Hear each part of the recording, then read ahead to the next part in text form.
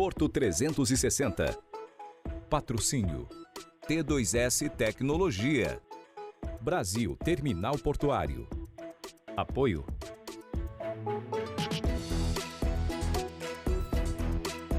Apoio institucional.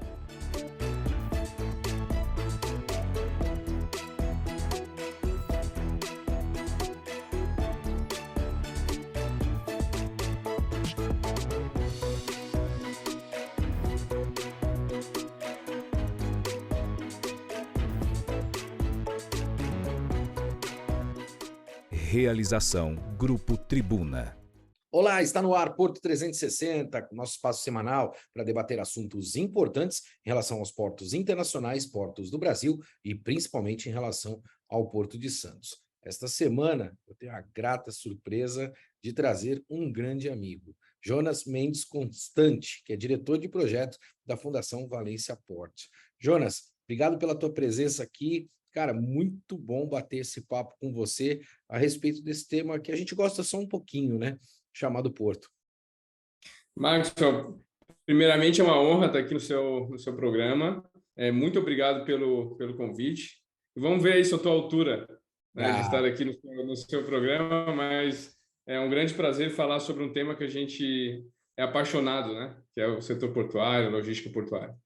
Sem dúvida. Jonas, a gente esteve em Brasília, num summit que foi realizado pelo Grupo Tribuna, falando principalmente de capacidade e competitividade, né? Eu quero primeiro ir lá para o universo da Espanha, né? A gente sabe a importância do Porto de Valência hoje e queria te fazer um questionamento em relação a esse ponto específico, né? Quando a gente fala de capacidade e competitividade, até porque a gente sabe a transformação que houve em Valência, né? Então, a gente tem ali a zona primária, a gente tem a retroárea e a relação também com a indústria, né? Que é algo muito importante, principalmente dentro desse complexo logístico no qual a gente trata as operações portuárias. Como é que isso está desenhado lá na Espanha, especificamente em Valência?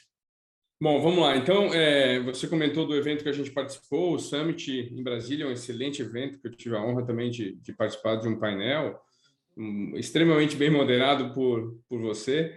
E naquela ocasião eu comentei um pouco alguns desses nós, né, que compõem a logística portuária e expliquei a questão do Porto de Valência. Porto de Valência eu acho que é um caso interessante, Marcos, porque há 30 anos atrás ele não era nada, né? Ele não era um porto representativo nem na Espanha, né? E como que um porto que saiu ali da 6ª posição na Espanha para o 4º maior porto europeu, né, entre os 30 portos mundiais com maior conectividade? Eu acho que esse é o grande case que a gente tem que estudar e pode ser replicado em diversas outras partes do mundo, né?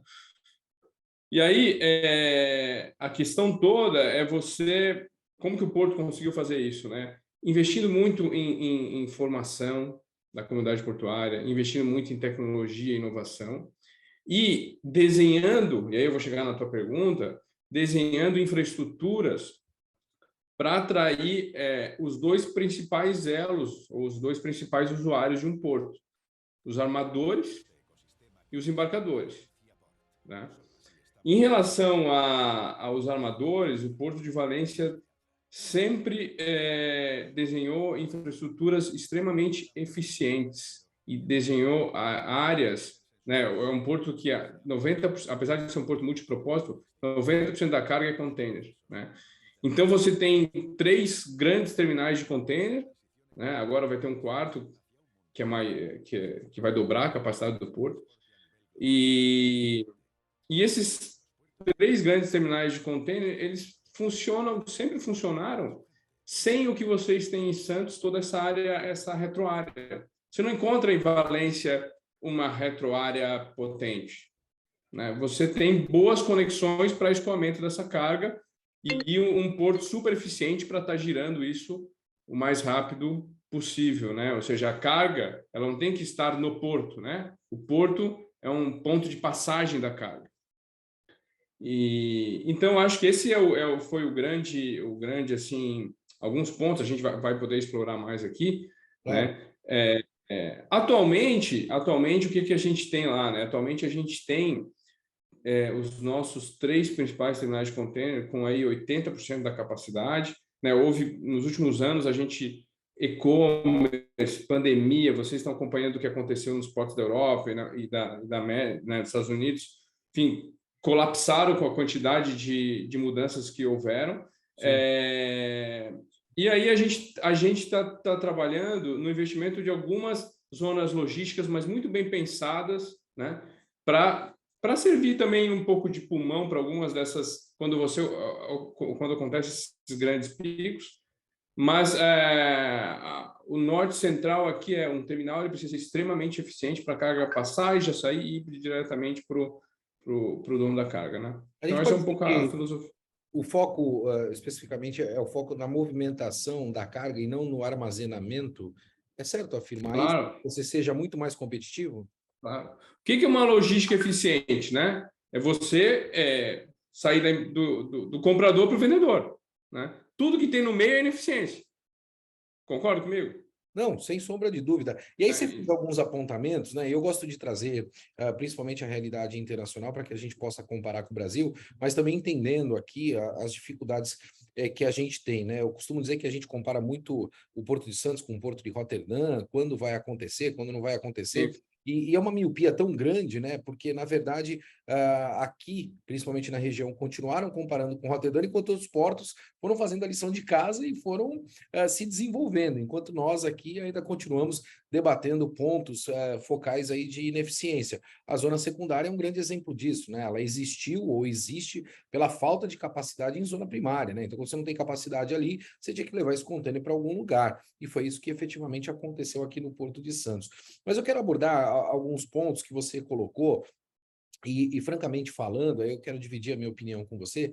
Você fala muito na capacitação, inovação, né? E aí eu queria acrescentar mais um ponto para a tua avaliação, que é a questão da política e estratégia, né? Ou seja, aqui no Brasil agora vira um pouco o modismo, né? Hoje na palestra que eu fiz, eu estava até comentando sobre isso, né? A gente teve o modismo aqui no Brasil da paleteria mexicana, agora é o modismo do beach tênis, né? São modas atrás de modas, levando para o lado pessoal, mas também no lado profissional, a gente tem uma série de modismo que naturalmente acompanha. E aqui eu vejo uma série de iniciativas de startup, é uma coisa assim insana, parece que virou o grande segredo de 10 milhões de dólares, né? Ou seja, a startup vai resolver absolutamente tudo. E aí eu tenho uma preocupação que eu quero dividir com você, para que você me coloque a experiência que você tem. Eu aprendi, pelo menos na minha vida, né, que primeiro se pensa em infraestrutura, depois se define o processo, para depois pensar em sistema. Aqui no Brasil é o contrário. Você compra sistemas sem processos bem definidos para resolver a ineficiência de infraestrutura. A gente não está na contramão? Será que não é só modismo, né? Eu vejo aí iniciativas de hackathon, hacka não sei o quê, enfim, aqui eu não estou criticando, mas pelo menos trazendo à tona, né, uma visão um pouco, talvez, diferente do que realmente está acontecendo. Lá, na Espanha, especificamente, vocês pensaram em sistemas de inovação, uma vez que vocês estavam com a infraestrutura resolvida e os processos bem estruturados? Marcos, eu concordo tanto com o que você falou que isso dá uns 30 minutos só para a minha resposta aqui. Mas... Eu não tenho dúvida. Vamos lá. Deixa eu começar primeiro sobre isso que você falou dos hackathons, de todo esse movimento de inovação no setor portuário, e depois a gente vai chegar em qual é a lógica, né? Infraestrutura ou sistema primeiro. Mas sobre todo esse movimento de criação de ecossistemas de inovação no entorno portuário, isso nasce porque os portos, as autoridades portuárias, elas não estão conseguindo dar respostas às demandas do setor no tempo que elas precisam ser dadas, né? Então, você tem transição energética, você tem problemas de eficiência na operação, você tem os problemas climáticos, você tem agora o e-commerce e toda essa questão geopolítica que muda um pouco o supply chain global. Você tem uma infinidade de coisas acontecendo no mundo, problema de cibersegurança, enfim, uma quantidade de coisas novas acontecendo, que a autoridade portuária, a gestão dos portos, sozinha, ela não está conseguindo resolver, né? E aí, quando você não está conseguindo resolver as coisas sozinho, você lança programas de inovação, você vai atrás de terceiros para te ajudar, enfim. Eu acho que os programas de inovação, a maioria que eu conheço, nasceram um pouco dentro desse contexto, tá? Aí tem aqueles que copiam sem saber muito o que estão fazendo. Também existe isso, né? É assim da paleteria mexicana, né? Alguém isso, porque virou moda, então vou fazer um programa de inovação. Aí esgota o mercado, né? Porque tem tanta iniciativa que você acaba esgotando. Isso. Não, e aí eu vou te contar, e aí eu quis comentar isso, porque assim, eu sou bastante crítico. Eu trabalho com inovação, com 15 anos eu tinha uma startup. Então, assim, faz parte do meu DNA, eu sou formado em computação, eu tenho isso da tecnologia no meu DNA, mas eu sou bastante crítico de portos que saem fazendo programas de inovação sem antes verificar, peraí, deixa eu fazer um diagnóstico aqui, o que eu estou precisando, o que a minha comunidade portuária está precisando, o que as minhas infraestruturas estão precisando, né? E aí, eu vou te contar um exemplo, eu conheço startups que eles estão vivendo, porque isso não é um problema do Brasil, da Espanha ou da Ásia. Eu conheço startups globais que estão vivendo desse programa de inovação, né? E daí eu converso com os donos e falo, peraí, que problema que você já solucionou? Não, a gente foi chamado para participar em Singapura, em Rotterdam, em Santos, em Valência. Tá, mas e aí, concreto, que valor que você gerou, né? Então, assim, existe um modismo de participar de programas de inovação, receber dinheiro público ou privado, né, para tentar solucionar algo, mas na grande maioria das vezes com pouco foco, né? E aí eu acho que é papel da autoridade portuária, da administração do porto ou da administração de um terminal colocar o foco, né? E o foco entra na linha que você comentou, né? Então, assim, bom, eu tenho uma infraestrutura já de qualidade, né? Ou eu preciso investir primeiro nessa infraestrutura? Os meus processos estão bem desenhados, porque digitalizar a incompetência, né, ou digitalizar algo ineficiente... Esse é o ponto. É pior, é melhor ser manual o processo do que digitalizar a ineficiência, né? E então isso eu acho, mas assim, daí eu acho que essas coisas precisam ocorrer em paralelo. Eu separaria, a gente gosta de separar infraestrutura de infoestrutura, tá? Eu tenho que ter uma infraestrutura competitiva, isso é importante, mas eu tenho que ter um processo digitalizado competitivo também, né? Eu tenho que investir em tecnologia paralelamente ao meu investimento de infraestrutura, ou muitas vezes, e aí é um outro ponto também que eu vejo muito, isso eu vejo particularmente muito no Brasil, o pessoal gosta muito de obra, né? O pessoal gosta muito do concreto. E muitas vezes a tecnologia ela soluciona problemas de capacidade, né? Se você dá mais visibilidade da informação logística, se você organiza os processos, por exemplo, de entrada e saída em um gate, né, você faz com que investimentos em infraestruturas às vezes não sejam necessários, né? Então, assim, eu concordo 100% com o que você falou, né? Só estou aqui dando subsídios para... Não, eu óbvio, acho que óbvio. Até porque a gente compartilha essa experiência, eu acho que isso é importante, porque hoje eu tenho essa preocupação, né? E eu venho comentando muito isso, né?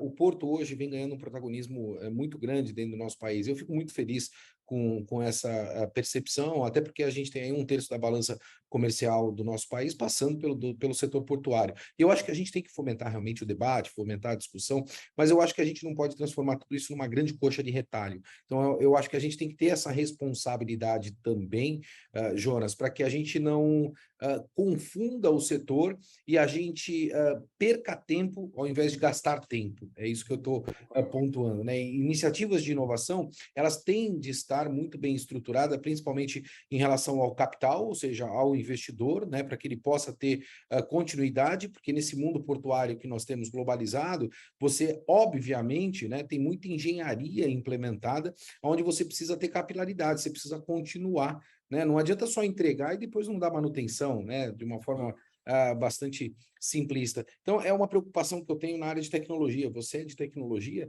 e sabe muito bem, talvez, o que eu esteja querendo pontuar. Mas, voltando lá para Brasília, quero voltar lá também para Brasília, porque eu tenho muitas coisas para explorar com você. Falando de capacidade, né, a gente falou que a Espanha não tem zona secundária. Aqui no Brasil, eu fiz um levantamento, 70% da carga que atraca, né, em zona primária vai para a zona secundária hoje. E eu percebi um grande debate. 70%. 70%. Acredite você ou não, 70% vai para a zona secundária, né? E aí nós já estamos gargalados, né, na zona secundária, estamos com gargalo em zona primária, e aí eu não consigo entender que nós estamos discutindo se nós iremos ampliar a capacidade com a implementação do STS-10 aqui em Santos. Isso foi um mote de debate enorme lá em Brasília. Como é que você avaliou tudo aquilo que foi pontuado e debatido naquele evento, Jonas? Trazendo também essa tua visão de fora, né? Parece uma loucura o momento que a gente está vivendo aqui no Brasil, ou seja, cara, tem muita oferta, a gente precisa de espaço, e aí você tem forças aí que querem, né, que necessariamente o desenvolvimento ocorra. Será que eu estou errado nessa minha linha de análise? Vamos voltar para a minha primeira resposta, que tem a ver que o porto é um ponto de passagem da carga, né, e a gente tem que gerar essa eficiência.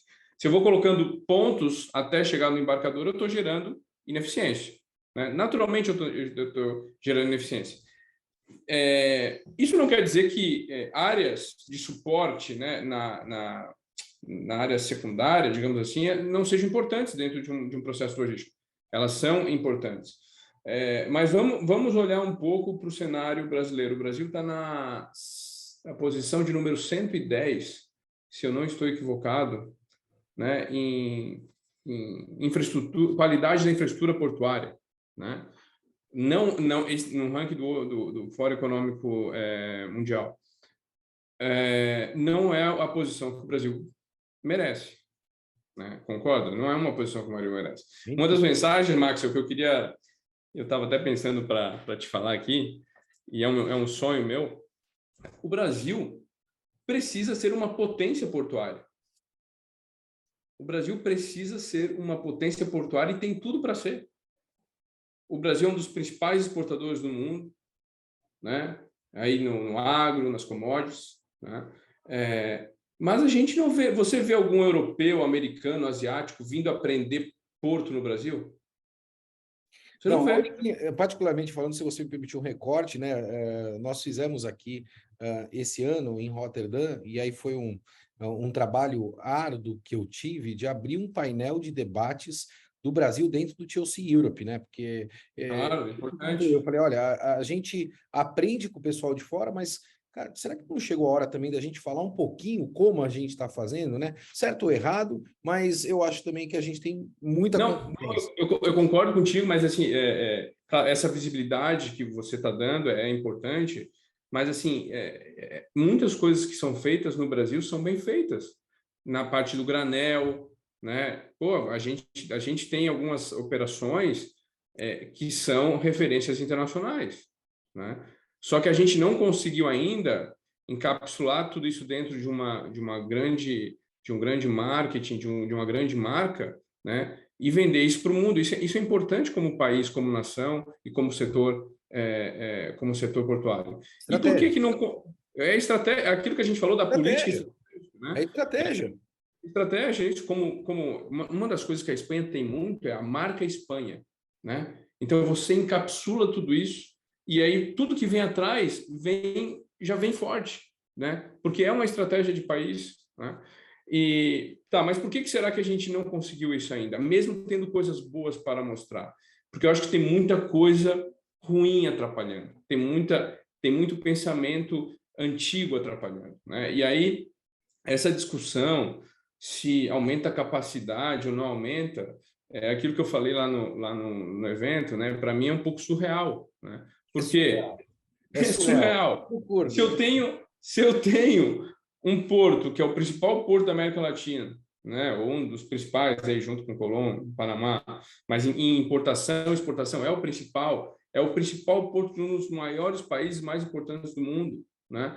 Aí eu tenho 3 terminais, 3, né? Que eu tenho em Santos hoje, 3. São 3. Na verdade, Que já 4 com o Ecoporto, né, que é o ponto ali onde está se debatendo a isso. nova concessão do STS-10 em 20. Isso.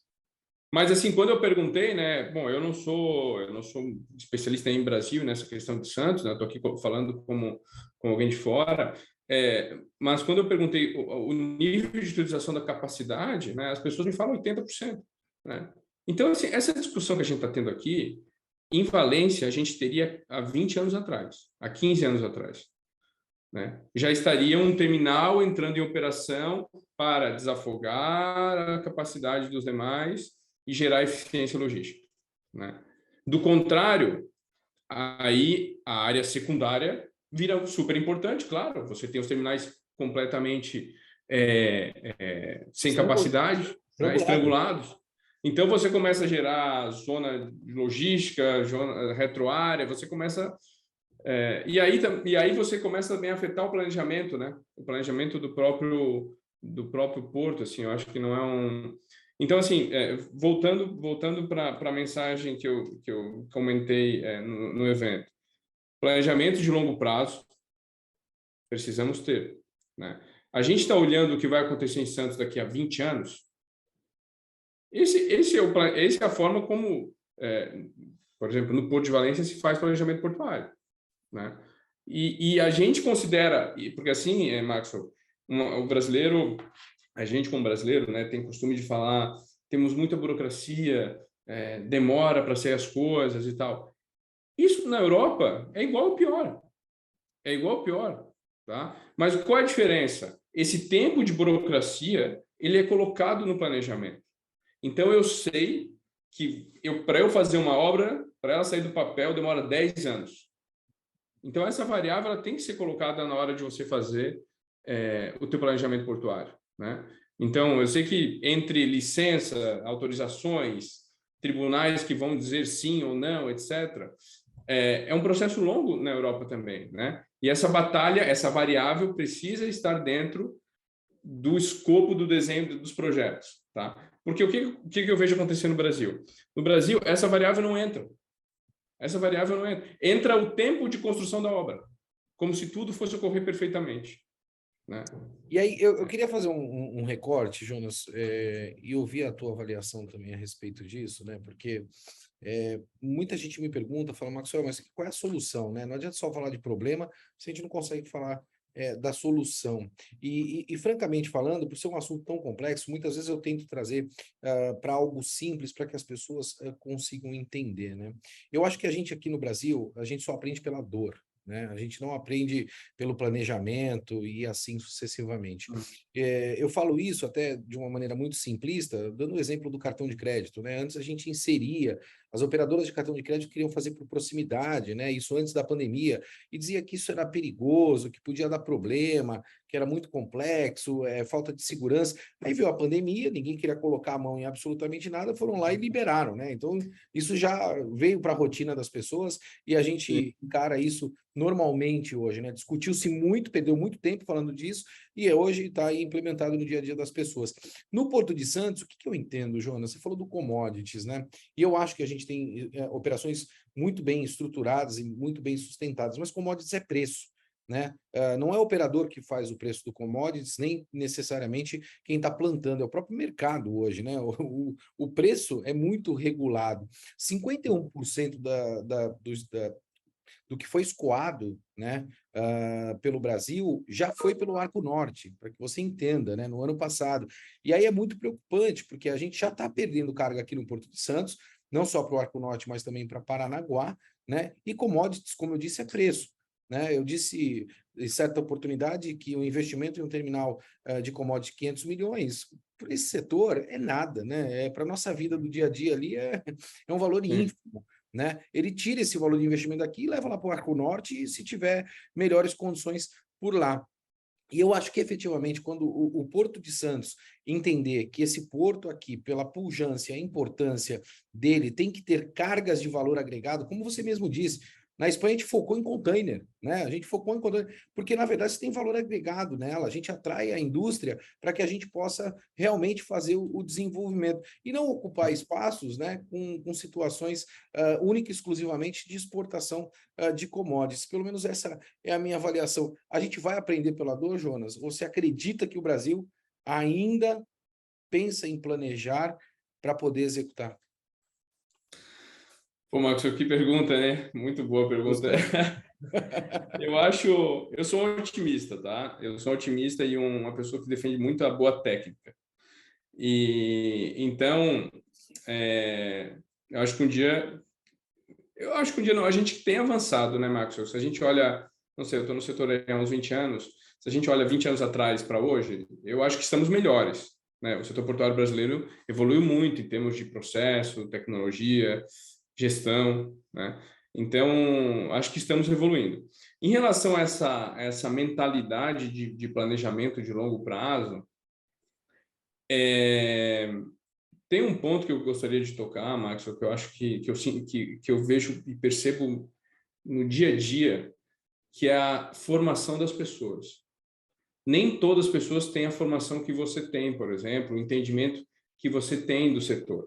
E muitas dessas pessoas tomam decisões, estão em locais de tomada de decisão importante,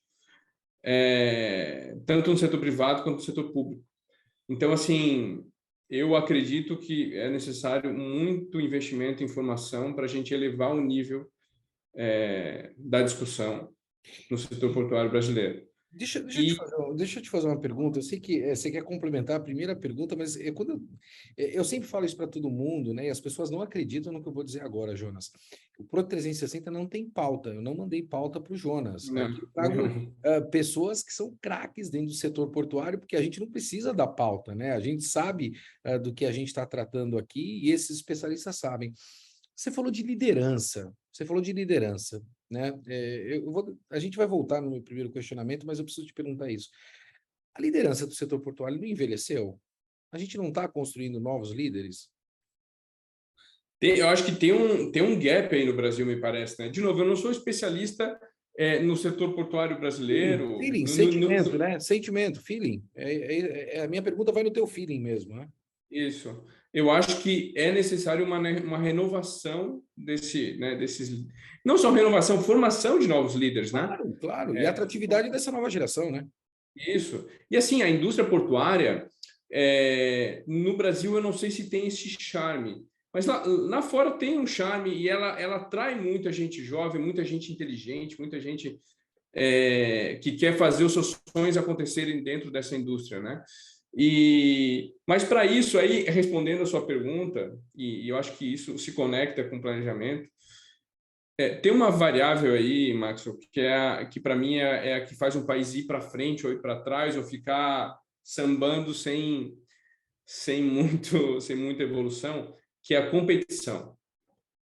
Quando você tem competição, você precisa atrair bons talentos, você precisa se capacitar, você precisa melhorar a sua gestão, você precisa planejar com antecedência, você precisa investir em comunicação, você precisa transmitir bem as suas ideias. E acho que ainda falta uma pitada de competição no setor portuário brasileiro, né? E aí eu não estou falando só entre terminais, mas eu estou falando, por exemplo, entre portos. Eu tenho uma visão, muita gente discorda, tá? Isso não é uma visão, eu acho que existem dois lados aí. Mas eu tenho uma visão que os portos devem competir. Né? Quando os portos competem, você vai gerar valor para aquele principal ator desse processo todo, que é o usuário, né? Então, é importante ter competição dentro do porto e é importante ter competição entre os portos. Tem gente que já tem uma outra visão, né, do planejamento setorial, visão sistêmica nacional, cada porto tem a sua função, então tem que tudo, não é o caso do Brasil, mas poderia ser, não, tudo que é container tem que sair por Santos, tudo que é granel líquido tem que sair por esse porto. Tem países que são assim, que têm essas políticas mais nacionais, né? Na Espanha não é assim. Eu acho que isso funciona muito bem, sabe? Então, existe muita competição entre os portos. sabe? De competição mesmo, e competição em todos os níveis. No nível de comunicação, no nível de evento, no nível de marketing, no nível de projetos, no nível de inovação, de tecnologia. Mas a livre competição ou a competição com interferência do Estado, Jonas? Oi? A livre competição ou a competição com interferência do Estado? Bom, o setor portuário é um setor que ele precisa ter um certo grau de regulação, né? A gente sabe disso. Mas eu acho que é o meio termo, sabe? Não é nem a regulação 100% e completa, com políticas nacionais que ditam o que cada porto vai fazer, o que você pode fazer e o que não. Mas também eu sou um pouco contra o modelo que diz o seguinte, né? Que seria a total liberação. Imagina que o Brasil ou algum país é total liberal no setor portuário. Então, qualquer pessoa pode comprar uma terra e fazer um terminal portuário, né? Imagina que esse fosse o cenário. Geralmente, o momento seguinte dessa questão, Maxwell, é o setor privado indo para o governo pedindo uma ferrovia, uma rodovia, né? Isso acontece, né? Então, assim, é muito bonito. Eu quero... Não, me deixa eu fazer porto onde eu desejar. Não, tudo bem, mas então você resolve o investimento logístico para a carga chegar até o teu porto, né? Porque senão, aí a gente tem um problema. Aí eu preciso, pelo menos, ter uma visão macro, né? Por exemplo, eu tenho o Porto de Santos, deixa o governo, né, investir em melhoria das rodovias, das ferrovias, enfim, o investimento em infraestrutura, aquele investimento pesado governamental, é importante que isso chegue no nó central da economia brasileira, que é o Porto de Santos, né?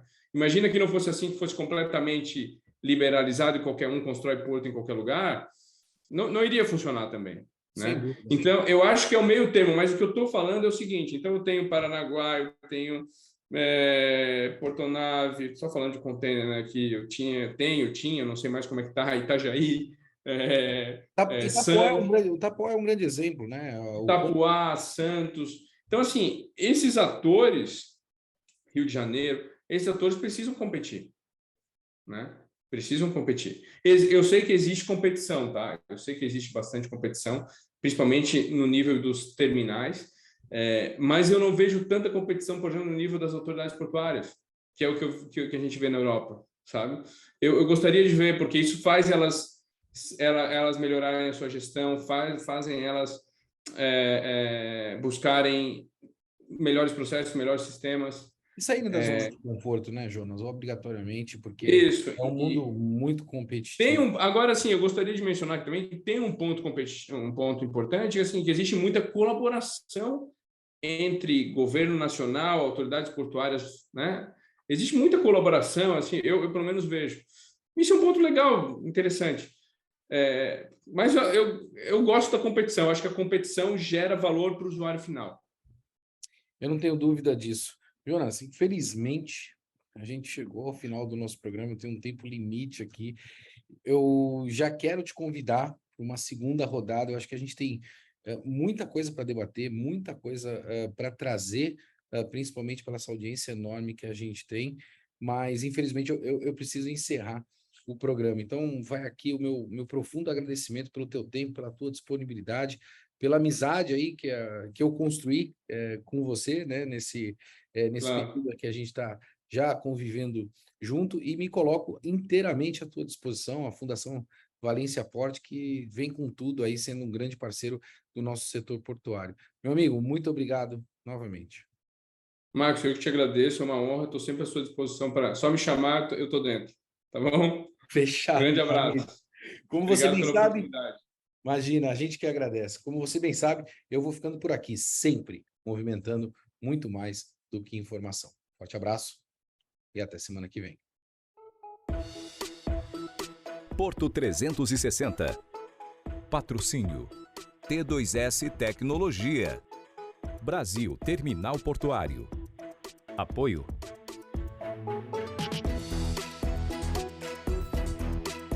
Apoio institucional.